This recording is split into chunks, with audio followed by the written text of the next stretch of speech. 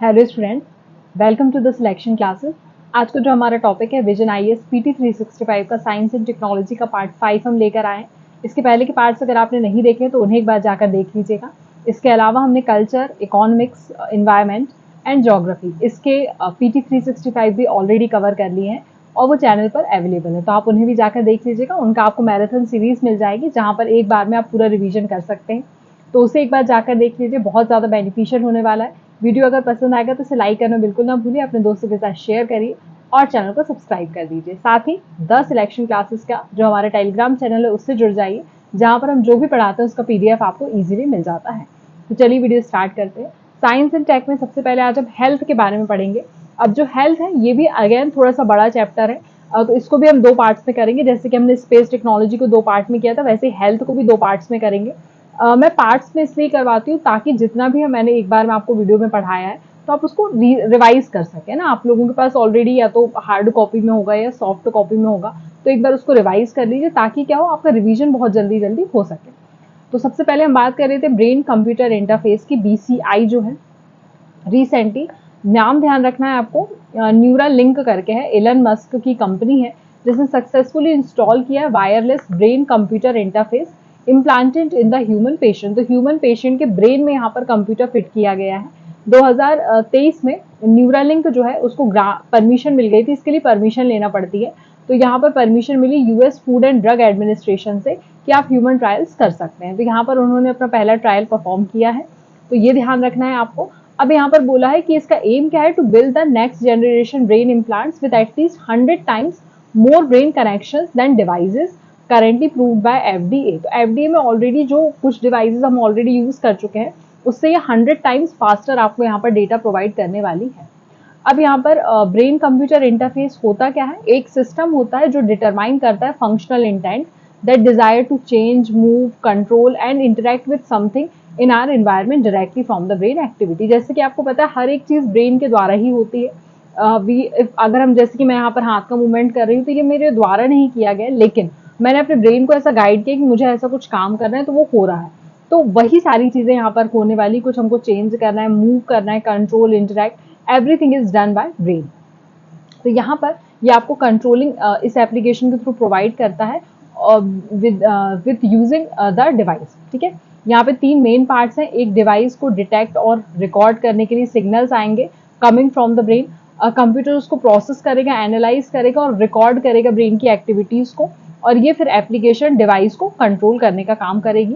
Another important part जो है BCI से, इसमें फीडबैक भी मिलेगा कि हमने ऐसा काम करने के लिए बोला था लेकिन नहीं हुआ, तो वो क्यों नहीं हुआ वो चीजें भी आपको मिलेंगी। ठीक है, तो अब यहाँ पर एप्लीकेशन बेस्ड क्वेश्चन आते ही आते हैं। तो हेल्थ केयर में सबसे पहला इसका योगदान रहेगा कि पार्किंसन डिसीज जिन लोगों को हो जाती है, एपिलेप्सी होता है, स्पाइनल कॉर्ड इंजरीज होती है, उसके ट्रीटमेंट के काम आने वाला है। फिर neuro science and brain research में काम आने वाला है। यहाँ पर स्टडीज होंगी ब्रेन एक्टिविटीज की, उसकी कनेक्टिविटी, उसके फंक्शन की। इम्प्रूव लाइफ स्टाइल इंप्रूव हो जाएगा, लोगों का जिनको फिजिकल डिसेबिलिटीज हैं, एजिंग की समस्या आ रही, उनको दिक्कत नहीं होगी।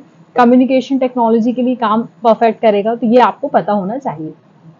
अब यहाँ पे न्यूरॉन्स के बारे में थोड़ा सा देख लेते हैं। देखिए, न्यूरॉन्स में आपको न्यूक्लियस, बेसिकली एक्सॉन और डेंड्राइट्स देखने के लिए मिलते हैं। जो ब्रेन होता है ये मिलियंस ऑफ सेल्स से मिलकर बना होता है जिनको हम न्यूरॉन्स कहते हैं। It is also known as nerve cell भी इनको कहते हैं, जो इंफॉर्मेशन मैसेंजर का काम करती हैं।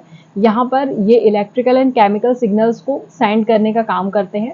ये जो इनके जो स्पेशलाइज प्रोजेक्शंस होते हैं जिनको हम एक्सॉन कहते हैं, और न्यूरॉन जो रिसीव करते हैं सिग्नल, रूट लाइक एक्सटेंशन है जिसको हम डेंड्राइट्स कहते हैं। ठीक है, बेसिकली यहाँ पे तीन तरह के न्यूरॉन्स आपको देखने के लिए मिल जाते हैं। एक, सेंसरी न्यूरॉन्स होते हैं जो इन्फॉर्मेशन लेते हैं from the sense organ to the brain. फिर एक, मोटर न्यूरॉन्स होते हैं जो कंट्रोल करते हैं वॉलंटियर मसल एक्टिविटीज। फिर उसके बाद इंटर न्यूट्रॉन्स होते हैं जो कि neutral intermediaries found in our brain and spinal cords. अब यहाँ पर हम बात कर लेते हैं एंटी माइक्रोबियल रेजिस्टेंस की, एएमआर जिसको हम कहते हैं। यहाँ पर डब्ल्यूएचओ ने पार्टनरशिप की है किसके साथ, ग्लोबल एएमआर आर&डी हब के साथ, जिसने रिलीज किया है कि इंसेंटिवाइज करना है the development of a new anti bacterial treatment 2023 report. तो यहाँ पर डब्ल्यूएचओ ने पार्टनरशिप करके एक रिपोर्ट रिलीज करी है, उसके बारे में मैंने आपको बताया है। ये रिपोर्ट क्या है, it is for the G7 countries के लिए बेसिकली रिपोर्ट है जो मॉनिटर और हैंडल करने का काम करता है एएमआर को। अब बेसिकली AMR के बारे में हम जान लेते हैं। AMR R&D हब है क्या बेसिकली? तो ये एक पार्टनरशिप ऑफ कंट्रीज है, नॉन गवर्नमेंटल डोनर की तरह ये काम करता है ऑर्गेनाइजेशंस, और इंटर गवर्नमेंटल ऑर्गेनाइजेशंस यहाँ पर काम करती हैं। ये 2018 में लॉन्च किया गया है और चैलेंजेस और कोऑर्डिनेशन कोलैबोरेशन इसको इम्प्रूव करने के लिए यहाँ पर काम किया गया है। तो वन हेल्थ अप्रोच है, तो ये आपको पता होना चाहिए। वन हेल्थ अप्रोच बेसिकली होता क्या है? ये कोऑर्डिनेशन ह्यूमन और एनिमल हेल्थ के बीच में, एग्रीकल्चर, फूड सिस्टम, इन्वायरमेंट, सबके बीच में कोऑर्डिनेशन प्रोवाइड करने का काम करता है। Next we have anti microbial resistance. होता क्या है बेसिकली? तो AMR कब होता है? जब कोई बैक्टीरिया, वायरस, फंगाई या पैरासाइट किसी भी टाइम पर over a period of time evolve होता है, तो उस समय पर ये अकर होता है। इसका रिस्पॉन्ड टाइम जो होता है वो बहुत लॉन्ग नहीं रहता है। और एंटी माइक्रोबियल्स जो मेडिसिन होती हैं used to prevent and treat the infection caused by the micro organism, के कारण जो भी डिसीजेस होती है उनको प्रिवेंट या ट्रीट करने के लिए एंटी माइक्रोबियल्स यूज करते हैं। बेसिकली इसमें आपको एंटीबायोटिक देखने के लिए मिलता है जो बैक्टीरिया में यूज करेंगे हम। देन उसके बाद एंटी वायरल होता है जो वायरसेस में यूज करते हैं, एंटी फंगल होता है, एंटी पैरासिटिक होता है। ऐसी अलग अलग चीजें होंगी जो हम यहाँ पर यूज करते हैं। बेसिकली AMR क्या करता है? जो इन्फेक्शन हार्डर टू ट्रीट होता है और जिसमें रिस्क जो होता है बहुत ज़्यादा रहता है, increasing the risk of disease रहता है, तो उसको इस जो बहुत हेल्थ के लिए इलनेस क्रिएट कर देगा, सीवियर इलनेस क्रिएट कर देता है, तो उसके लिए यहाँ पर AMR जो होता है वो यहाँ पर यूज किया जाता है। ठीक है, ये हो गई बात यहाँ पर। Then we have non communicable diseases की बात कर लेते हैं। नॉन कम्युनिकेबल डिसीज आप सभी को पता है, ministry of health and family welfare ने अपनी एक स्ट्रेटेजिक ऑपरेशन गाइडलाइन निकाली जिसमें उसने national programme for prevention and control of non communicable diseases के बारे में बताया। 2023 से 2030 तक का यहाँ पर एजेंडा इन्होंने रखा हुआ है। नॉन कम्युनिकेबल डिसीजेस जो ट्रांसफर नहीं होती है उनके बारे में। ठीक है, यहाँ पर अगर मैं इनिशिएटिव्स की बात करूंगी तो और other during the event 75/25 initiative launch किए गए हैं। 75 million people with hypertension and diabetic to be put the standard care of 2025। तो इसलिए इसको हमने 75/25 बोला है कि जो 75 मिलियन पीपल हैं उनको वो हाइपरटेंशन और डायबिटीज के पेशेंट हैं, तो उनको हमको स्टैंडर्ड केयर देना बाय द ईयर ऑफ 2025। ठीक है, फिर यहाँ पर सशक्त पोर्टल भी लॉन्च किया गया जहाँ पर 40,000 primary health care medical officers को ट्रेनिंग दी जाएगी। अब इसमें गाइडलाइंस क्या है? तो national programme for prevention of control and cancer, diabetic, cardiovascular diseases and strokes. तो ये प्रोग्राम आपको ध्यान रखना है, NPCDCS प्रोग्राम, यहाँ पर इसको रीनेम कर दिया गया है। The new name is national programme for prevention and control of a non communicable disease, क्योंकि ये सारी डिसीजेज जो है वो नॉन कम्युनिकेबल नेचर की हैं, इसीलिए इनको हमने एक ही नाम दे दिया है। ठीक है, इसको थोड़ा सा देख लेंगे। Then we have tuberculosis. Tuberculosis के लिए ऑलरेडी बहुत काम किया जा रहा है, तो वर्ल्ड हेल्थ ऑर्गेनाइजेशन WHO यहाँ पर ग्लोबल ट्यूबरकुलोसिस रिपोर्ट जारी करता है। उसने जारी की है 2023 की, जिसमें उसने बताया है कि जो कि टीबी होता है वो कॉज होता है बाय बैसिलस माइकोबैक्टीरियम्स ट्यूबरकुलोसिस से, जो कि मोस्ट ऑफन अफेक्ट करता है हमारे लंग्स को, पल्मोनरी जो हमारी ट्यूबरकुलोसिस होता है उसको। देन उसके बाद tuberculosis also affect other areas of body, जैसे कि एक्स्ट्रा पल्मोनरी को भी अफेक्ट करता है। तो यहाँ पर आपको बहुत अलग अलग तरह के टीबी देखने के लिए मिल जाते हैं, जैसे कि गैस्ट्रोइंटेस्टाइल टीबी होता है, स्केलेटल टीबी होता है, लिवर टीबी होता है, बहुत तरह के। तो मोस्ट कॉमन मेडिसिन इसमें आपको देखने के लिए मिलेगी, तो रिफाम्पिन देखने के लिए मिलता है, एथैम्बुटल करके देखने के लिए मिलता है।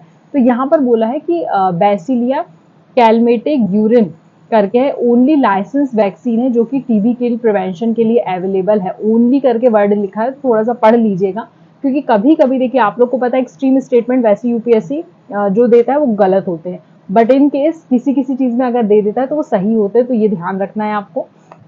देन वी हैव कौन से स्टेप्स टेक किए हमने इसको प्रिवेंट करने के लिए? तो national strategic plan for tuberculosis elimination हमने 2017 से लेकर 2025 तक का बनाया हुआ है।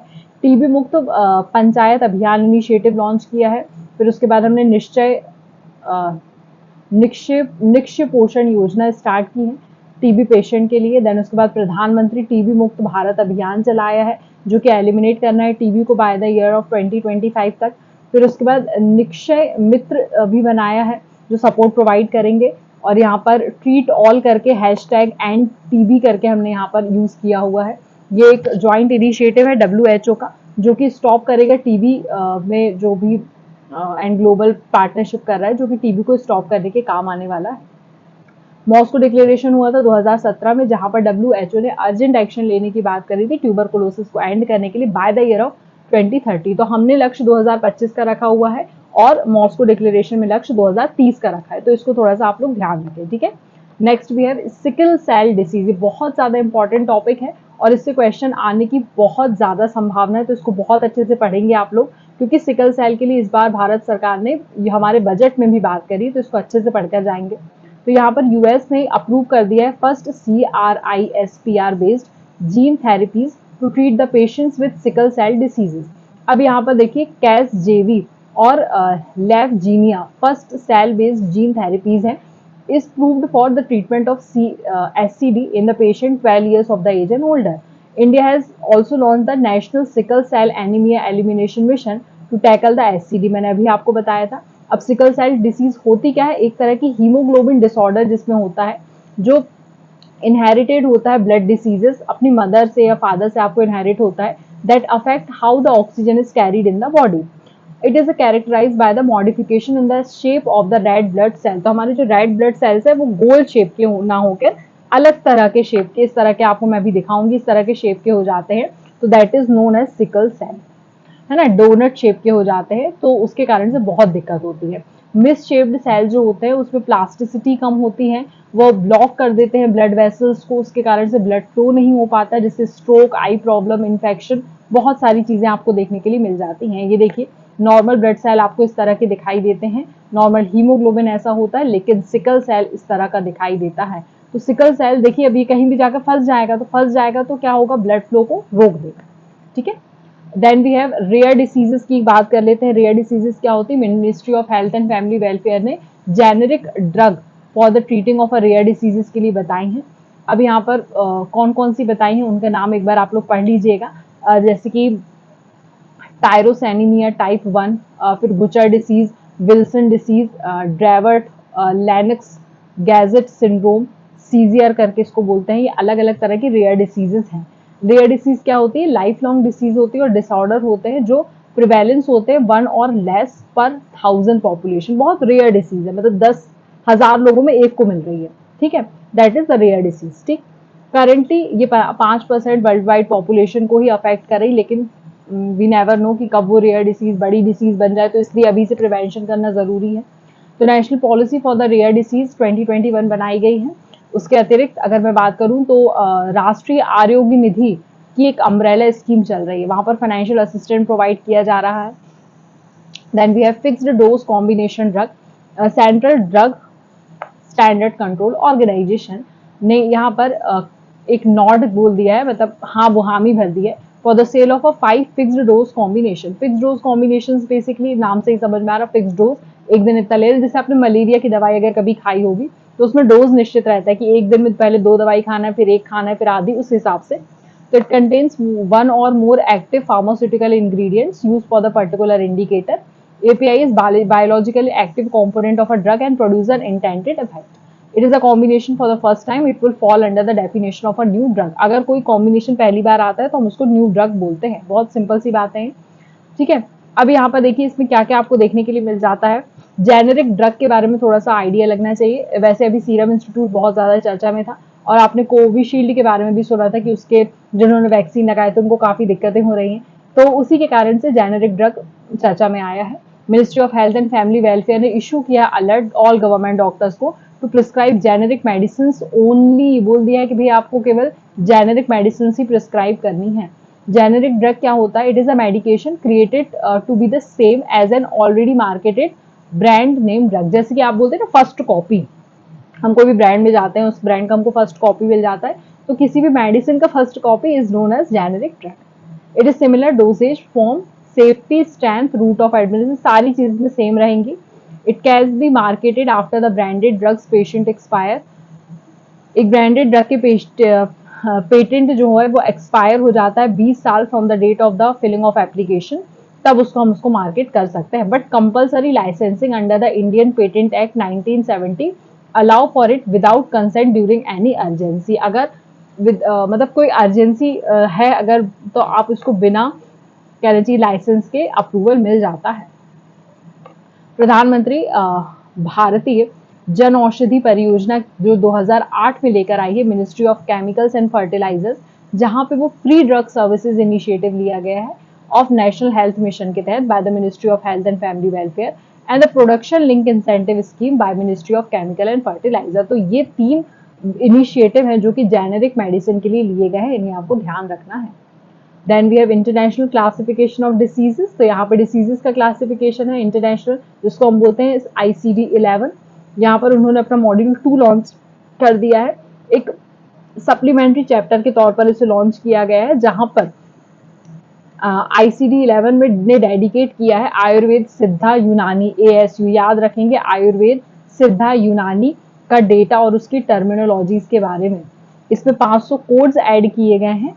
Infection diseases like malaria, life style diseases like chronic insomnia, ये सारा भी इस पे इंक्लूड किया गया है। Basically international standard for systematic recording, reporting, analysis, interpretation, comparison of mortality and morbidity data, ये सारा इसमें आता है। ठीक है, अब यहाँ पर ये ओरिजिनेट हुआ था एंशिएंट चाइना में, which is now commonly use in Japan, Korea etcetera. तो हम भी इसे यूज करते हैं, तो यहाँ पर आपको पता चलना चाहिए। ठीक है, तो इसमें आयुर्वेदा, सिद्धा और यूनानी को भी ऐड किया गया है। तो यहाँ पर इसका पहला पार्ट हमने खत्म कर लिया। इसका दूसरा पार्ट हम बहुत जल्दी आपके साथ शेयर करने वाले हैं। वीडियो अगर पसंद आया हो तो इसे लाइक करना बिल्कुल ना भूलिए, अपने दोस्तों के साथ शेयर करिए और चैनल को सब्सक्राइब करिए और बहुत सारा पढ़ते चलिए। बहुत ज़्यादा आप लोगों को मोटिवेशन की समय पर ज़रूरत है, तो please be motivated, be hydrated, क्योंकि गर्मियाँ बहुत ज़्यादा पड़ रही है, तो अपना ख्याल रखिए, हाइड्रेटेड रहिए और बिल्कुल जमकर मेहनत करते रहिए। धन्यवाद।